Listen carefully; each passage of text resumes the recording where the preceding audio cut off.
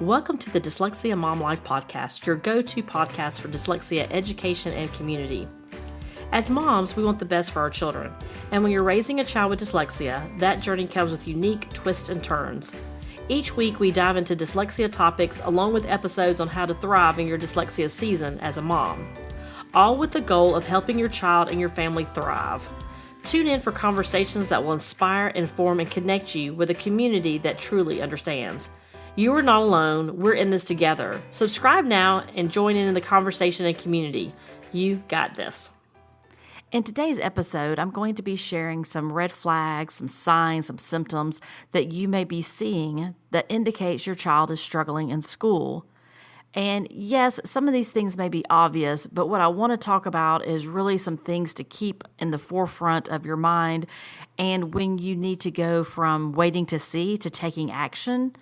In the next couple of episodes, I will be sharing where to go and how to get the help. But first, we have to identify, is our child struggling? What does that look like? What are the next steps? So let's start at the beginning. What are some signs? What are some red flags that you should be watching for to see and know that your child is struggling in school? The first sign that you'll start to see is a change in your child. And this change is going to look a lot of different ways. So let's just piece this apart one by one.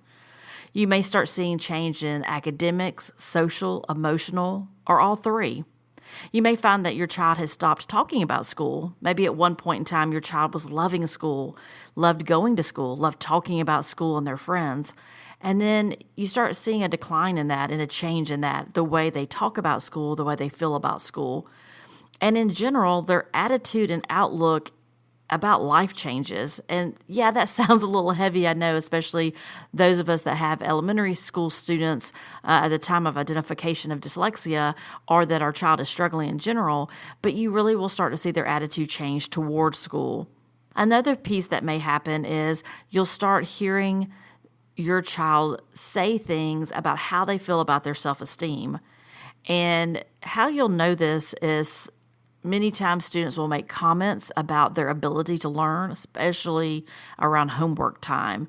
You may hear your child say, I'm really struggling. You may hear your child say, I just can't do this. I've had many moms tell me their child will say, I'm stupid. I just can't do this. And I don't know what's worse to feel or to hear as a parent, but when your child feels defeated and feels like they can't learn, it's a pretty low feeling. And so those are some pieces that you may hear or may see as a change in your child. You may also see that your child starts having physical symptoms, headaches, stomach aches. And that's because if you think about the root of the cause, perhaps, when our children are struggling to learn in school, there is a reason, right? There is something that's going on with them. It's part of the pieces of figuring out what that is, right? And so when our child gets to a place where every day they go to school, just imagine if every day you woke up and you didn't know how to do the things that were around you, whether it's tasks you had at work, or maybe you got up and you forgot how to do the laundry. You forgot how to drive your car. I mean, some of us would like to not learn some of those pieces, but when you think about looking around at your peer group and students around you are able to do things that appear to be easy, and you're really struggling and you don't know why you're struggling, and perhaps your child is saying to themselves that self-talk of I'm stupid, then their body physically makes them sick. And so many times kids will have stomach aches, kids will have headaches, and sometimes we'll see kids start acting out at school. There's different indicators there, but the big piece for the first sign is really seeing that you're starting to see a change in your child, and you're starting to see a change that really is affecting their ability to have successful days. And you see that at home. The second sign or red flag that you may have a concern and your child is struggling at school is homework. Now, yes, there are times all of our kids struggle with homework. It could be the amount of homework. It could be the subject matter. Maybe they're not interested in it. But when you see your child constantly struggle with homework, constantly takes them a lot of time to do homework, then that's a sign that something more is going on. And you may also find that your kids don't want to do homework at all, which, depending on the age level, is developmentally okay, right? There are times when our kids are just not interested in homework because they're interested in playing outside or hanging out with their friends. What I'm talking about, though, is where you can see, physically how they feel around homework. And when they do work on a task, it takes a really long time. So what I would recommend is keeping a little log, right? How long does it take? If you're finding pieces like reading assignments or math assignments or specific areas that they're struggling the most, just jot those down for a couple of days and then share with the teacher, hey, I'm noticing that when my child is studying for, let's say, a spelling test, or my child is studying to learn their sight words, or my child is doing the math assignment, I'm finding it's taking us, on average, an hour and a half. And the teacher said, well, really, that should be taking about 20 minutes. So what you've done there is you validated for yourself what is the anticipated time a teacher anticipates the child doing the work itself. And then the other piece is now you're starting to alert the school, hey, we're seeing some things at home, and then you can have a conversation as far as next steps are concerned. And then the third one really wraps right into the homework piece that we just were talking about, which is being mindful of teachers' comments. It could be comments on a report card. It could be comments where a teacher has reached out to you to say there are some concerns.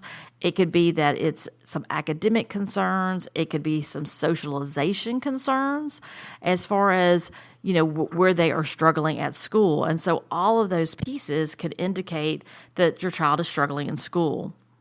So these are 3 red flags or 3 signs that your child is struggling in school. 1 is a change in your child.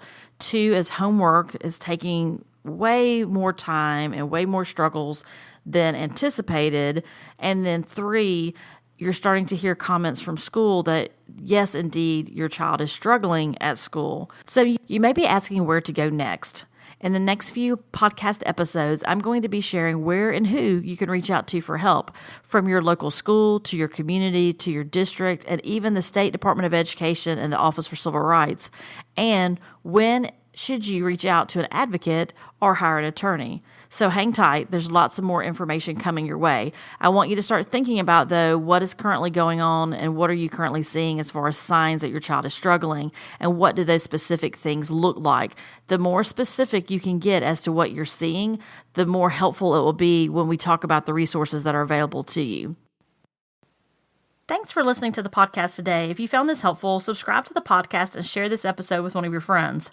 If you're new to the journey of your child learning to read and really struggling, or perhaps already remediating dyslexia, listen to episode 130, Understanding Your Child's Dyslexia Workshop. There'll be a link in the podcast description. Also, subscribe to our weekly email where I provide resources and tips to parents struggling and trying to figure this whole dyslexia journey out at dyslexiamomlife.com. There'll be a link at the top of the page, and we'll also provide a link in the podcast description in this episode.